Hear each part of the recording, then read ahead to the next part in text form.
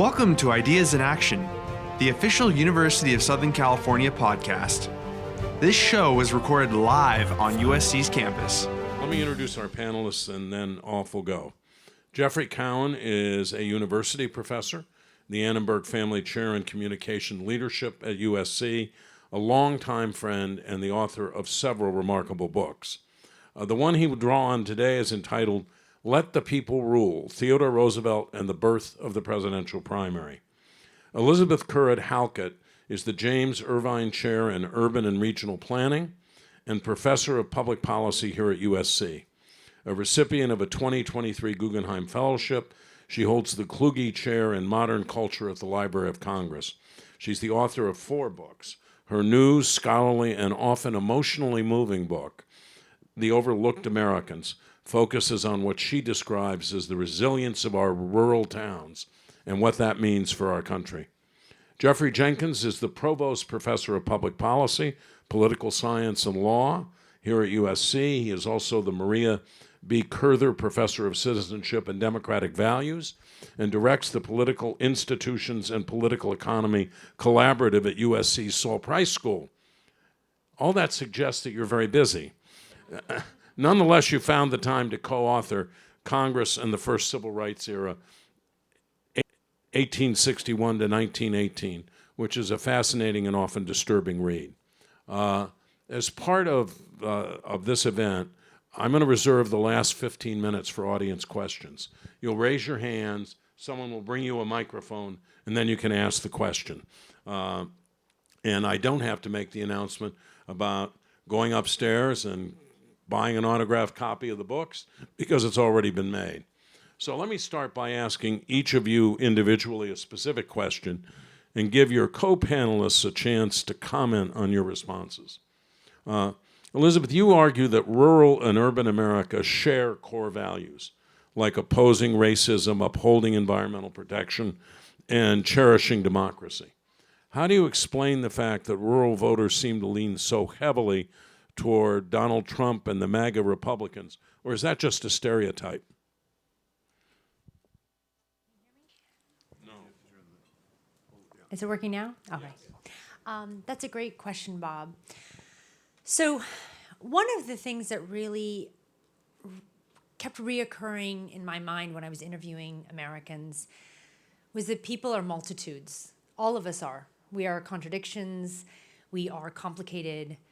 And if we can see that in ourselves, I'm not sure why we're surprised that folks in Appalachia or in rural Pennsylvania, where I grew up, would be any different.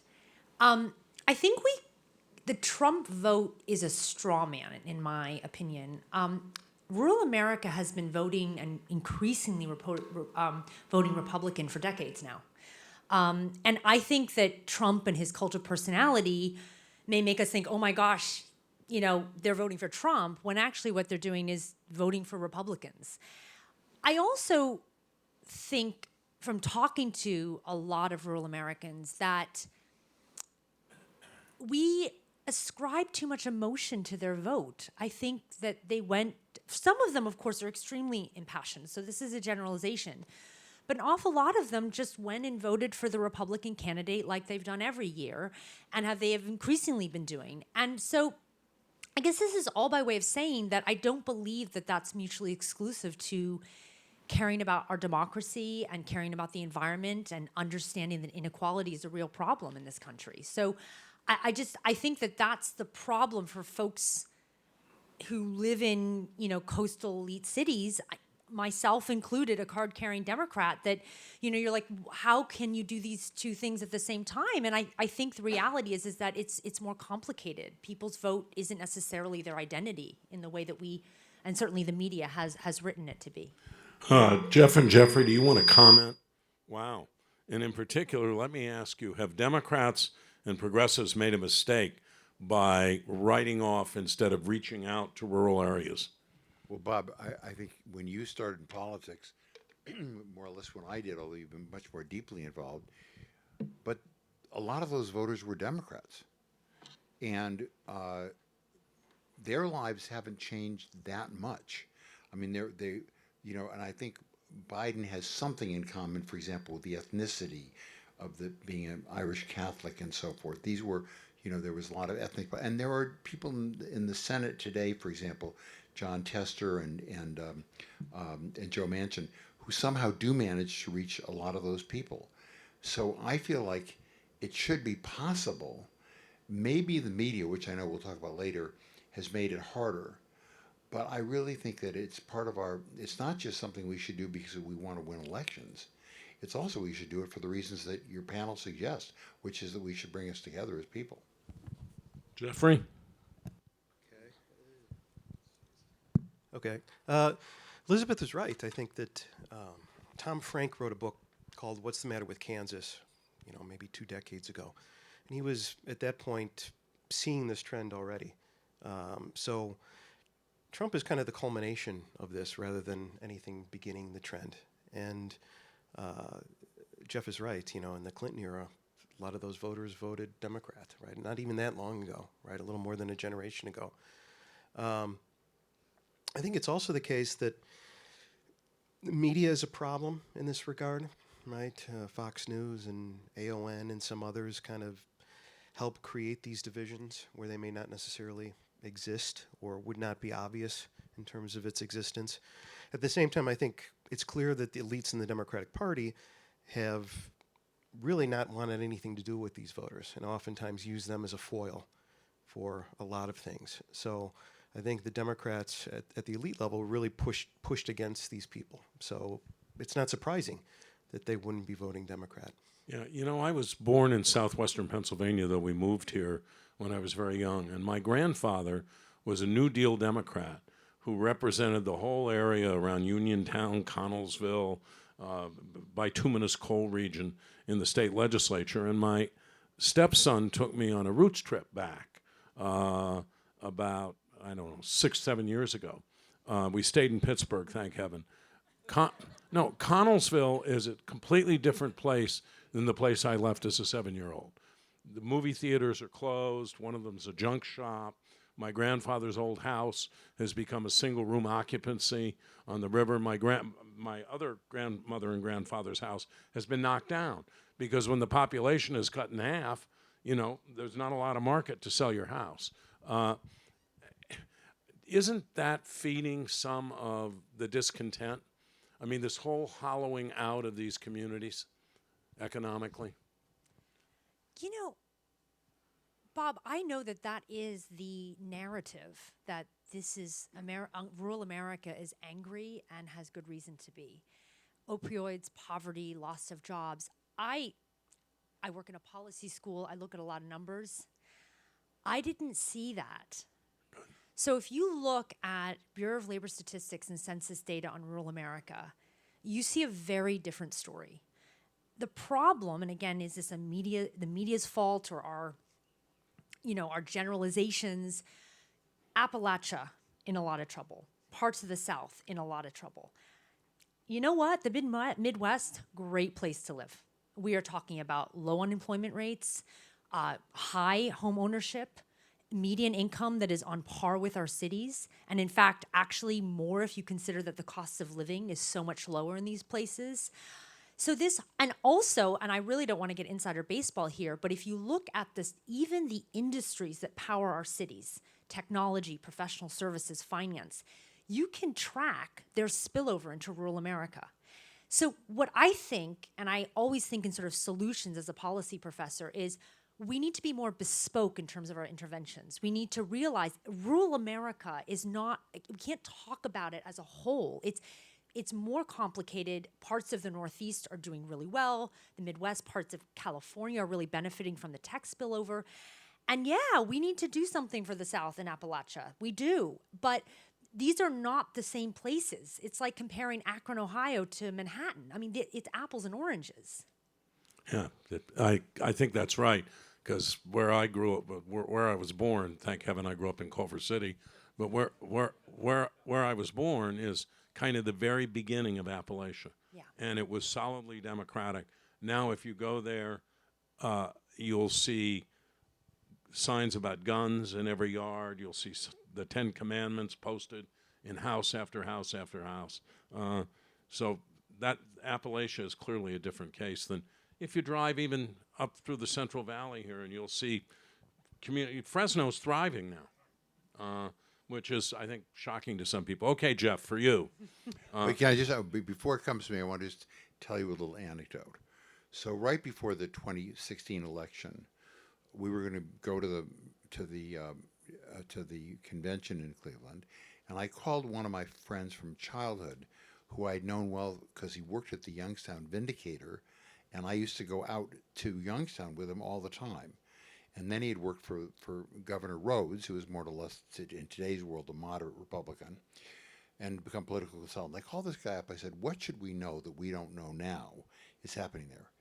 He said, nobody's reporting about the fact that all around Youngstown, by the way, there's no longer a Vindicator, which is a problem itself, but all around Youngstown, there are Trump signs. And nobody's noticing that. And I think a piece of this whole story is, where is the press?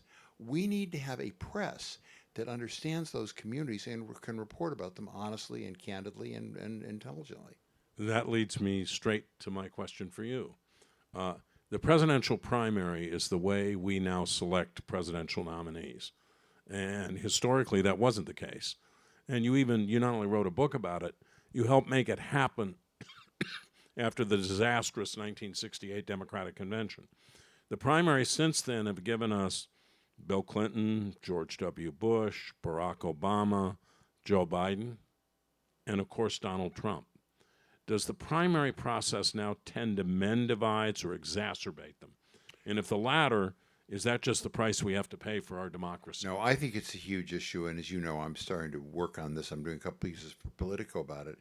I did have a key role in what you're saying, and interestingly, the book, the Roosevelt book, when it was reviewed in the Washington Post, was reviewed by a historian many people here will know, H.W. Brands, Bill Brands of the University of Texas, and his review in the Washington Post started with the following sentence. This is in January of 2016. He said, if Donald Trump becomes the nominee of the Republican Party, against the wishes of all of the Republican Party leaders, he should send a note of thanks to Jeffrey Cowan. By the way, for those who are wondering, he's not sent that note. But but it isn't because Trump was nominated that I have these questions. The argument that's being made, Bob, and I really want to spend some time really thinking about it, is that the primary process itself takes people to their political corners. And so right now, Trump is, I know everybody thinks he won't be nominated. I think excellent chance he will be. But not because he's the most popular person if you have the electorate generally, but because he's the most popular person with the people who vote in Republican primaries. And one of the things that I think is most interesting is, what should the process be by which these things happen? I didn't personally like caucuses. That's a whole other thing we can debate about, because people who worked at night or had children to take care of couldn't go to the caucuses. But primaries have their own issues, and each state can create their own rules. So, for example, the rules could be to allow independents to vote in either party primary if they wanted. But if you don't allow them to vote, New Hampshire does that. yeah. But if you don't allow them to vote, it takes you to a particular side. Bob, if I could just take one moment of personal privilege, I want to say that this great event, which we're all participating in and enjoying, is really the work of two women who were here with us, and they haven't been properly recognized. And if you're liking this book festival, you should know it was created in, I think, 1996 by Nara Zucchino and Lisa Reale. They worked at the LA Times. There wasn't the money even to do it. They found their own budgets to do it, to create this festival that's so terrific. And I wonder if you join me in congratulating them for this work.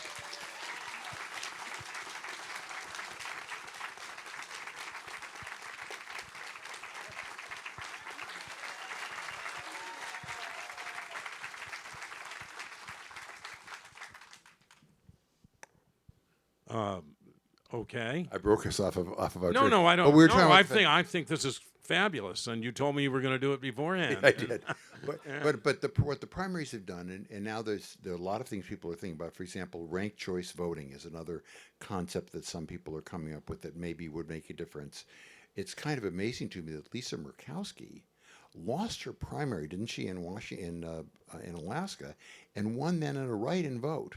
That was the election before. Yeah, that's right. The most recent one. That's right. But the processes are being, both parties think about how to do it.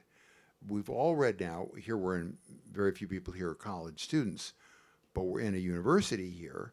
Some states are trying to make it as hard as possible for university students to vote. Not because they are arguing university students aren't informed, but because of the political impact of having those people vote. And that kind of thing is part of what's distorting the process now in a very serious way, I think. Primaries, good or bad, as the ultimate arbiter of the nominees? I think better than not, Bob, for the reasons you said. I think we wouldn't have had, and you can go straight through things. We know Jack Kennedy won in West Virginia, where there weren't that many primaries at the time, but that made people think a Catholic could possibly win. Ronald Reagan, who was thought to be an old man, today be considered a child, but people thought, could somebody that old become president? He won partly because of the primaries. Barack Obama, could a black person possibly win? He won in caucuses and then primaries. I think the primaries are more good than bad, but I think there are a lot of serious questions about how they should be changed. Do either of you have a comment on that? I'm a fan of the smoke-filled room myself. Parties are a constellation of different groups. And when those different groups have to organize and coordinate around one person, they have to essentially compromise. And you find somebody who satisfies multiple clienteles. I completely Elizabeth, agree with that's fine. Beautifully articulated. Okay, Jeffrey, this one's for you. Your book reveals not only that America was deeply divided in the era that led up to the Civil War, but the divisions afterwards between parties and then within the GOP itself saw a consensus, almost a consensus emerge ultimately among the white majority that saw Reconstruction ended, progress stalled, and reversed. Given the proliferating attacks, political attacks now, on wokeness and multiplying caricatures about critical race theory, do we face similar dangers today?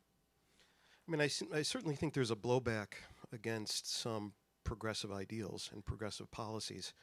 The whites in the Democratic Party are not going to defect and suddenly not remain Democrats any longer. So there's not going to be any kind of coalition by a certain group around anti-wokeness.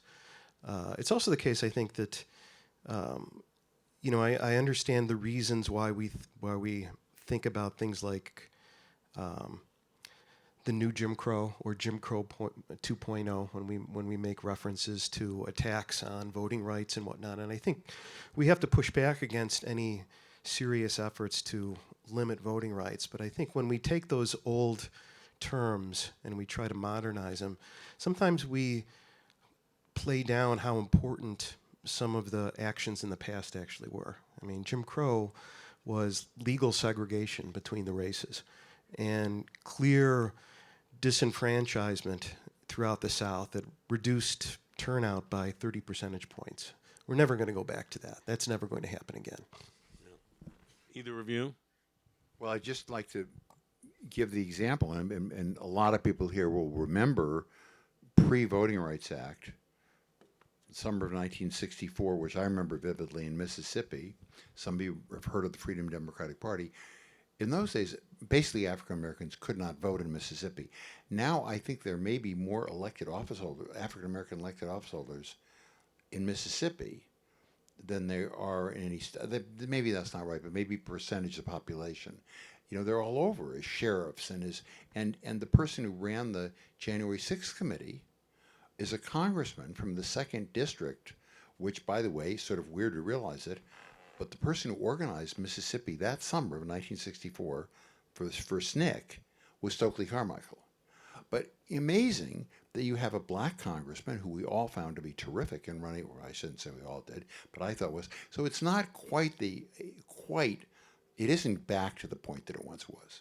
The biggest problem in Mississippi, where I did campaigns and actually helped elect a Democratic governor, a progressive Democratic governor, is that the population is such that you have to get about 39%, 38% of the white vote for a Democrat to be elected. The problem is that in Mississippi, Republican is synonymous with white, and Democrat is synonymous with black. And Benny Thompson's district is very heavily African American. They concentrated lots of African American voters there. You're speaking of statewide people, and then Statewide's tough. it's tough. But if you go into the individual cities, towns, sheriffdoms, whatever they're called, I don't know the numbers today, Bob. Maybe I'm a little bit wrong, but essentially there's a surprising number. You're seeing what's happening with Jackson. Isn't it Jackson that they're trying to take away the power? Yeah, the state legislature is trying to take away power from the city of Jackson. Right. Where the city of Jackson's controlled essentially by black and somewhat progressive voices. So, what they're doing trying to take the power away is bad, but the fact that Jackson would have I'm not going to talk about how competent they are, I don't know, but the fact that they're trying to take the power away from people who are Democrats is a statement of its own.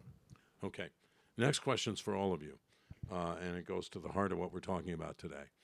Polarization has become the strategy of choice for some political leaders.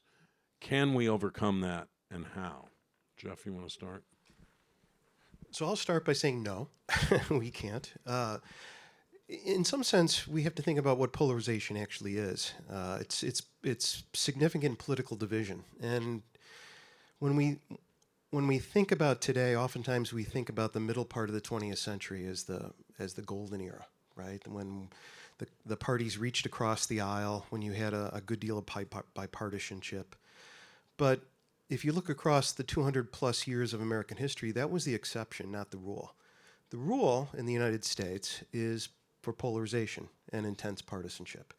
That has been what we normally have. And when we look back to the middle part of the 20th century as a golden era, we have to remember that a lot of that bipartisanship came with Republicans and Southern Democrats joining forces to limit the power of labor and limit the power of race. So I don't think that we should necessarily think of that as a golden era. And if the polarization we see today is simply reflecting the fact that people have very diverse and sometimes divisive preferences, who are we to say that that's not the right thing? Yeah, the difference for me is that in the 1990s, for example, Ted Kennedy could go to an Orrin Hatch and say, look, I want to ensure the health of all poor kids in America. And Hatch would say, I don't want it to be a big national program. And Kennedy would say, well, why don't we have it be a federally financed program administered by the states? Hatch said, I go along with that.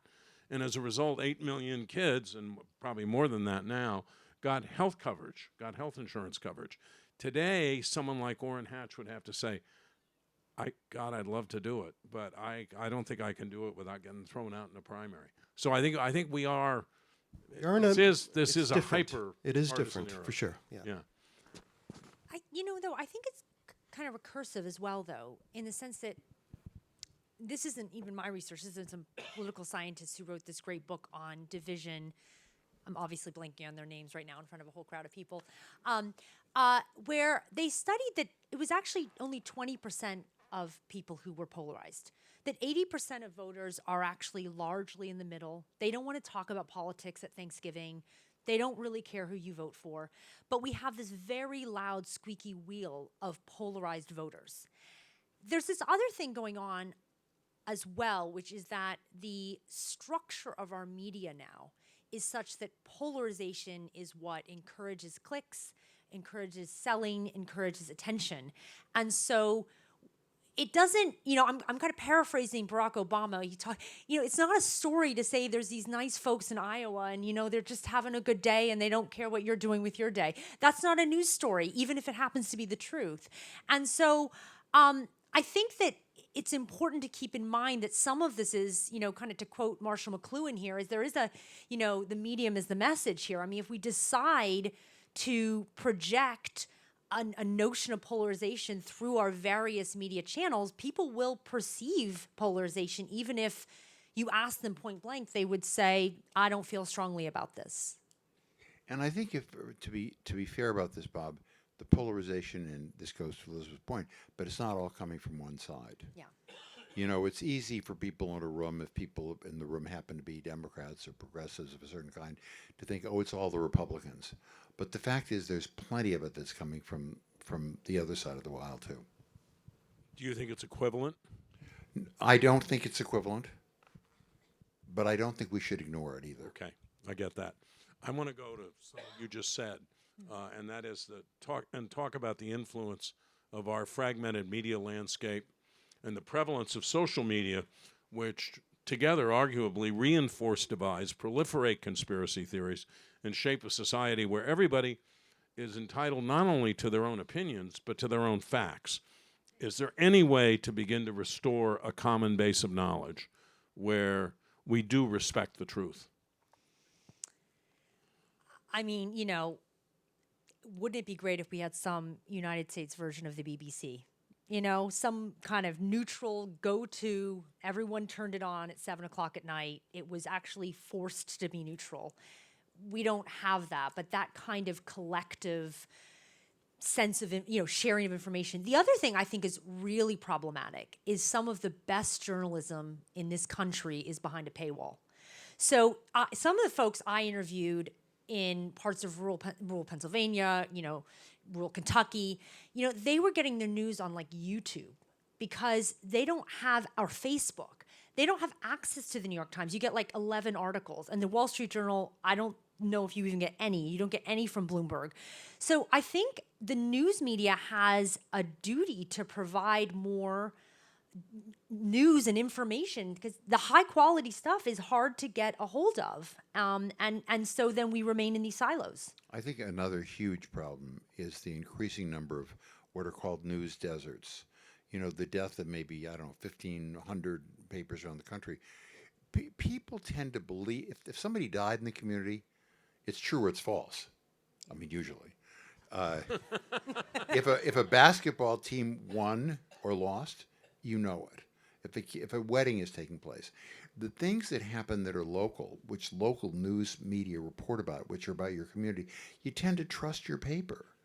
But we're losing those papers. So now, so much of where people are getting their news, even if it's the New York Times or the Washington Post, which I think do a pretty good job, although Marty Baron, you probably saw this recently, read a column kind of criticizing his own successors at the Washington Post. But even assuming that they do a really good job, they're not reporting on the things people know in their own lives. So again, to be kind of the political historian, for a majority of American history, the press in this country has been partisan. That's correct. So it's only fairly recently in the 20th century that we actually had something that is akin to an objective press. And we may not have anything... And even then, there were always outliers like the Chicago Tribune. Sure. Yeah. The editorial page of those newspapers. The news pages of the Chicago Tribune Sure. in the 1930s. The McCormicks, yeah. So, and, the press will give the people what they want. They're trying to essentially run a business, right? And today, people want to hear what's in their own minds, right? So if I want to trying- underline the point you're making. When the press that the founders knew, when they adopted the First Amendment, was a press that was pretty much paid for by political parties and partisan groups. That's what you're saying. It's true. That's what the press was at that time. There became a press, whether it was perfect. Now, you also had Father Coughlin. You had, everybody here's seen Citizen Kane. You had Citizen Kane, well, if there's no war, I'll give you one. But that was not the press, interesting, that our founders knew. So, Elizabeth, I want to follow up with you. You say it's terrible that you have all these paywalls, but how would the New York Times or the Wall Street Journal assemble, or the Washington Post assemble the kind of staffs that they have and do the kind of work that they do, when in fact we're heading to the day, I think, when there will probably not be paper editions of those papers. They'll just be on the internet. And if you make them free... No, you're not wrong. I mean, there's some balance, obviously. But I think it's important to observe that our best journalism is out of reach for most of America. Whether it's through cultural capitalism, they're not even aware of how to access it, or whether when they try to, they hit a you need to subscribe for $10 a month or whatever it is. And that's a lot of money to a lot of people in this country. So I don't know what it is. Is it, people should be getting 5 from every major, 5 articles from every, I don't know. There's got to be something, though, that we can do. And the Dominion case, let me just remind people, I think many of us are sorry we didn't have 6 weeks of trial. That would have been a great theater too. But we know from the information that came out through the discovery that Fox was scared of its own viewers. They wouldn't tell the truth, and the guy who called Arizona correctly was fired by Fox. Yeah.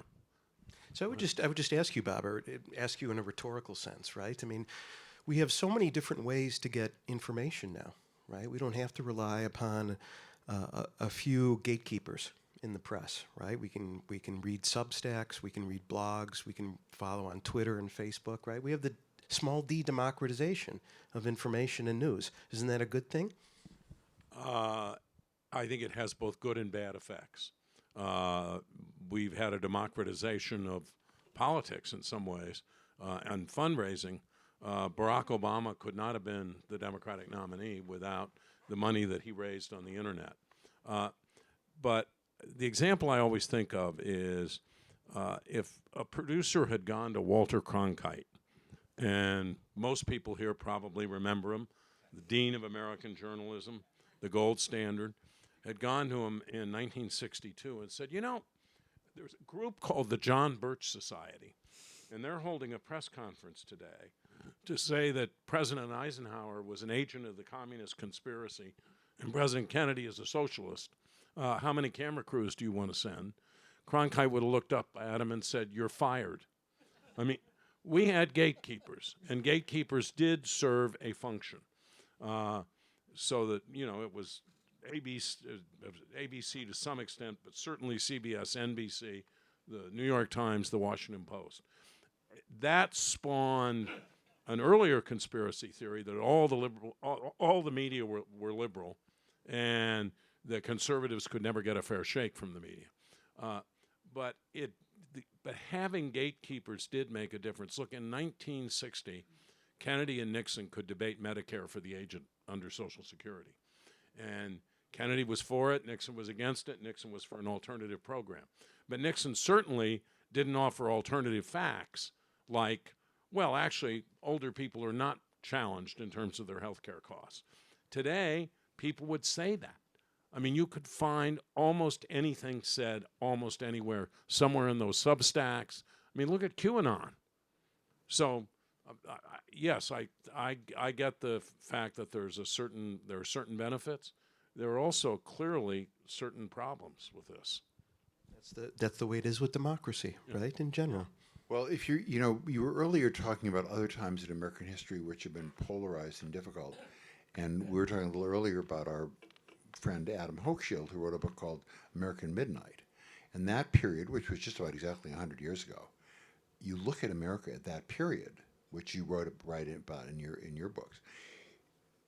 The viciousness, the hatred, what was happening in this country was horrible. And there have been many of those times. You know about the middle 50s. Are they so great? Well, all right. I don't know how many people here have any conscious memory still of McCarthyism. But I knew kids. I grew up in New York. I knew kids whose parents couldn't carry on their living because they were not allowed to work because somebody thought they were communists. There was a publication called Red Channels. So there have been some pretty horrible times in our lives in the past. The early cancellation period, we could call it, right? In some way. Unscheduled early cancellation. Elizabeth, let me start with you on this. Can you assess the role of religion and the fact that two of the most religious groups in the country, African Americans and evangelicals, either seem to have very different values or apply their religious values in very different ways and pretty uniformly vote for very different parties? So I don't feel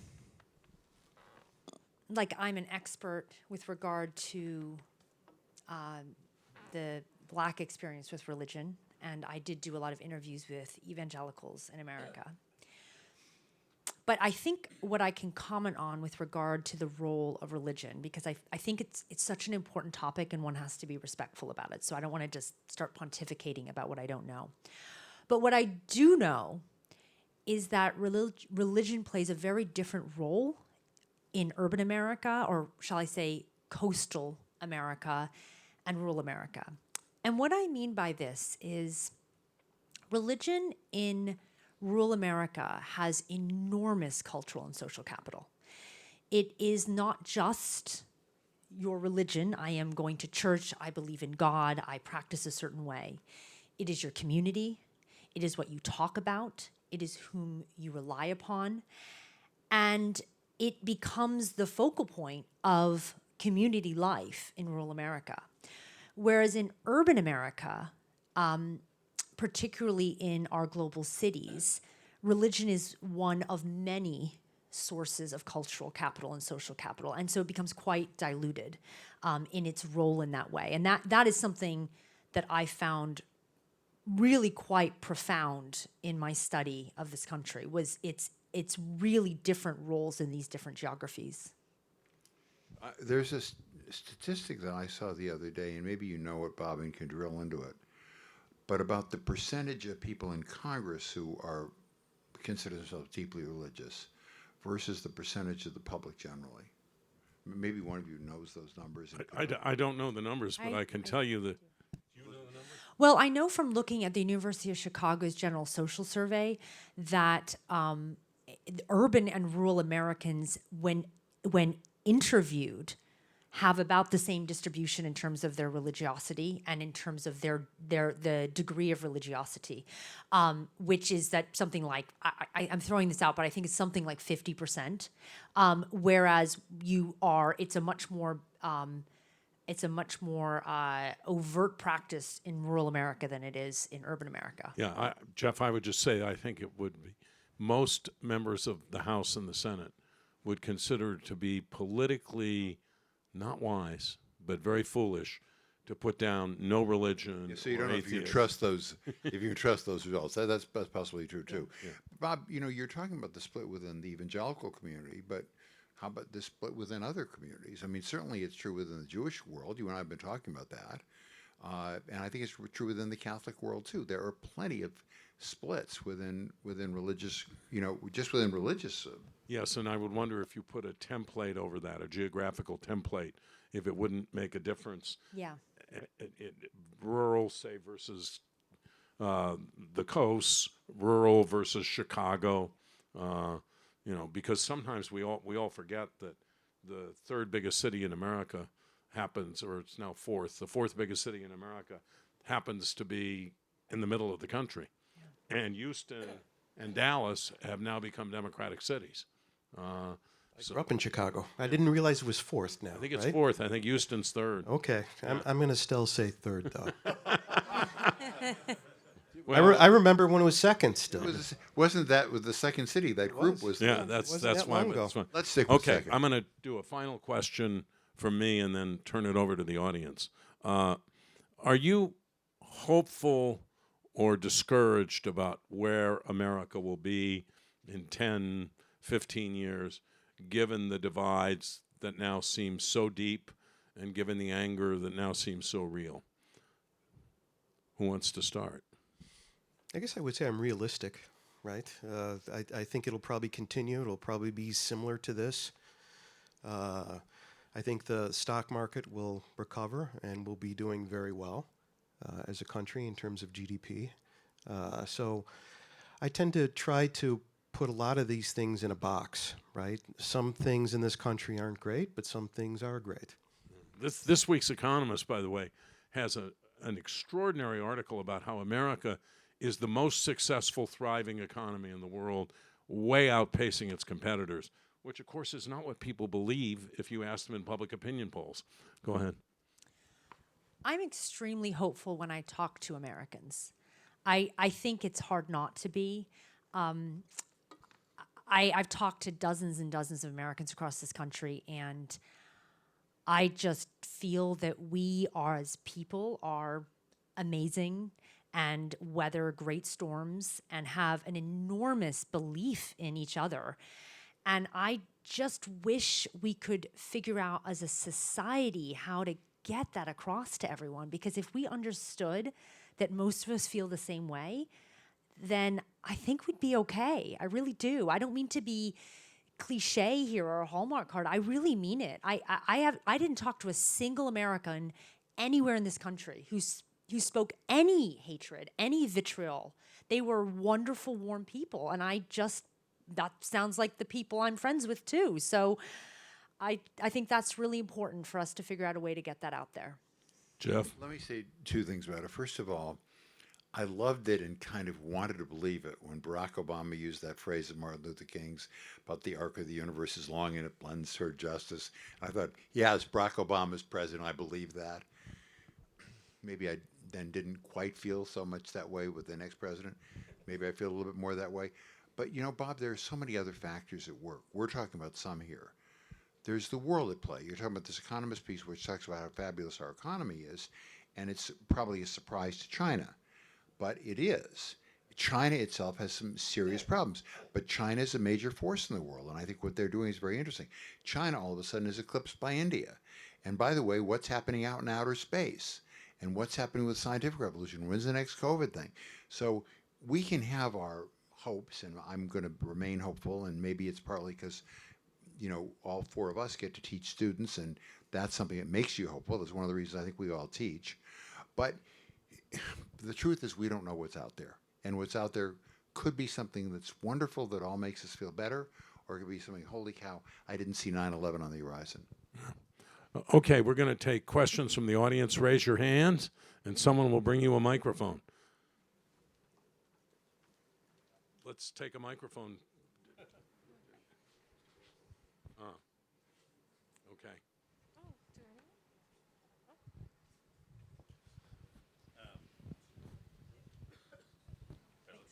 I think he's going first.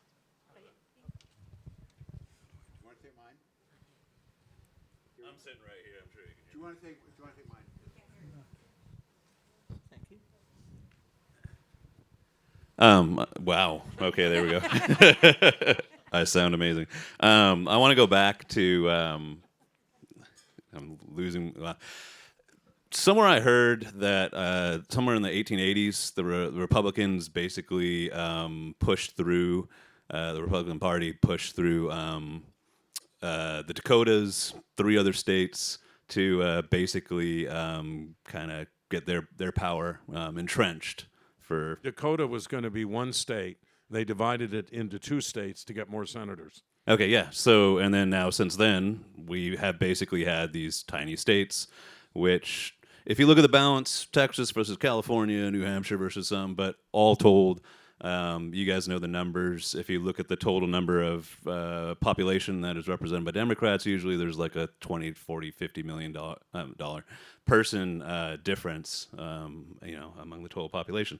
So it seems like there's this inculcated power balance, which goes back so far, which a small number of people, for all the reasons you talked about, have learned how to exploit just enough for that 10, 20%. So I'm wondering, also like to finish up, our vote versus the number of senators we have is huge versus Wyoming. So with that inherent power balance, what can we do in absent like a constitutional convention or eliminating the Electoral College? Where does that go? I have strong views on this, but one of you want to... one, I would be terrified of a constitutional convention. We might decide to, somehow or other get an amendment. And remember that 3/4 of the states would approve the amendments or the new constitution. I mean, we could get stuff in there that would be not a very good idea, number one. Number two, I don't think it's 20 to 40 million. I mean, I think the 2020 election is probably a pretty good proxy. It's probably Democrats 7, 8 million more than Republicans. And number three, we're not going to solve this, in my view, institutionally. Democrats or progressives, if you happen to be one, are going to have to fight like hell to win purple states. Now, they got a lot of help from the Supreme Court a year ago. And that explains why 2022 was not a red tsunami, but a red trickle. But I don't think there's any institutional solution to this. And by the way, because we always go back to the beginning, it was true at the beginning. I mean, the Constitutional Convention consciously gave 2 senators to Rhode Island and 2 senators to New York, and there was a big population disparity, and it was to get the smaller states to not think that they would simply be swallowed up if they joined the Union. If we wanted to look back to the founding fathers, or they were fathers, the founding group, so many of the things they did were what we would call undemocratic on the basis you're talking about. Bob's talked about one, which is sort of the apportionment of that kind. How many women could vote? You know, one thing after another. How much were not only could not African Americans couldn't vote, but they weren't even treated as a full person in the population counts. So there were all of these things that were actually in the, the founding parents did, and yet we, there's so much wonderful that they did. But a lot of the stuff you're talking about, I think as Bob is saying, was actually in the documents when they were originally adopted. It had to be, or it wouldn't have been ratified. Next question. There's one here. Okay, right there. Okay. I'm a bit of a skeptic about us being able to mend our democracy, and I'm on this basis. My wife and my first trip post-COVID was to Idaho. The central lesson that I learned there was they don't understand us and we don't understand them. Now, if you take the premise of mutual understanding as the basis, and forgive me for using your first name, Elizabeth, you've traveled and spoken to a few dozen people. There are 332 million of us. How can we have an interchange between 332 million people when we're here and they're there? And that, in my view, is really the only real basis of really starting to get back together, is to understand our commonality. Well, I think that's an excellent question. First, it was more than a few dozen. I am a social scientist, and there's a couple of things going on here. So first of all, I understand where you're coming from, and I think people have those experiences. There's 2 ways that I came to this conclusion. One is through data, like looking at, and I alluded to it, the General Social Survey out of the University of Chicago, where they interview people on their opinions on myriad different social, economic, cultural issues.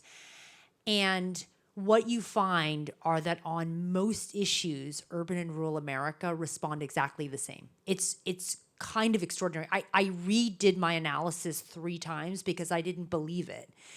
Except that then I started talking to people and I realized that actually those interviews that were done by the GSS, those questions that folks answered, corroborated what I was finding when I talked to Americans. So one thing I think we need to be careful about is we're always going to run into people who have extreme views or who say, I don't get the coasts, or folks at our dinner table in Los Angeles who say, oh my gosh, rural Americans, like, what do they know? We're always going to run into folks like that. But you got to find the through line. Like, what's going on with most people? And I think with most people, we don't have a problem with other people unless they hurt us or our family or our friends.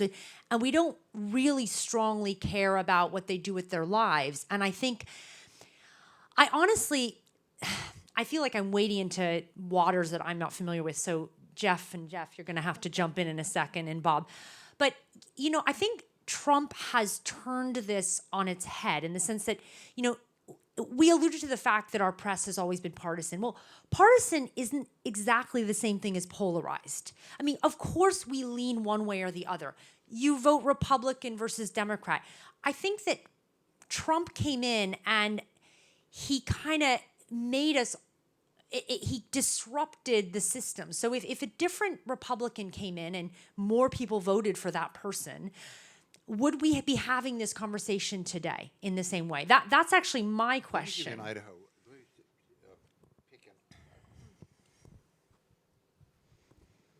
let me pick what I think is an Idaho example. Isn't it? And Bob, you may know this, but didn't Idaho make it a crime to leave the state to get an abortion? Yes. How common would that view be among people in those, say, in this room and in that state? Not whether you should be able to have an abortion in Idaho, but you can't even leave the state to have an abortion. That's probably unconstitutional, but Yeah. But it reflects. I'm just going to your point. It seems to reflect the point of view of some people in Idaho, and maybe a majority who voted for it. I think it's a huge result of the gerrymandering that has been done of these state legislatures. Salt Lake City, the Utah legislature is now divided into pieces of it to 3 congressional districts, because there was always the danger and sometimes the reality that it would elect a Democrat to Congress. And my guess is, and I don't know what time you spent in Idaho, my guess is that that's not the majority opinion in Idaho, but that it is the opinion among the activists who dominate Republican primaries in these state legislative districts. I mean, look at what happened with the abortion reproductive rights referenda last year. Right. I mean, Kansas. I was just going to bring up Kansas. Yeah, I mean, overwhelming. Yep. So I think it's more a reflection of the gerrymandering of our politics, the primary process as it exists in these states. One of my colleagues here at USC, one of our colleagues here at USC, John Matsusaka, who's in the business school, thinks that one of our big problems is we don't have anything like a national referendum. We're one of only 2 countries, Israel being the other country, that doesn't take the country's temperature on big issues. And it could be, we could have a referendum that may not necessarily have policy consequences, but it would be nice to be able to ask Americans on a regular basis what they think about particular topics. Okay, another question? Go for it. You have a lot of customers over here. Anybody have a mic? Yeah, go ahead. Yeah, one of the things you guys talked about, which is a claim that gets made pretty often, is that the American public is very polarized and divided. I'm always curious when that claim gets made, by what exact metric are we polarized? Because 55% of voters support Medicare for all, 59% the PRO Act, which strengthens labor and union protections. 6 in 10 adults say they favor raising the federal minimum wage to $15, and 27%. Most of Americans don't trust the mainstream media. And just anecdotally, the people that I talk to generally seem to have an increasing distrust in any side of the political establishment. So I'm wondering, what metrics are we polarized according? What do you guys think about that? Well, we typically look at, polarization in Congress is based upon roll call votes. The two parties just diametrically vote against one another on a regular basis. We usually do public opinion polls of elites to conventions, activists in conventions, and they're quite a bit different than they were 30 years ago. And even regular Americans, while not nearly as polarized as those 2 other groups, are showing more differences in public opinion polls over time. Yeah, I would just add, it's the same thing I was talking about earlier.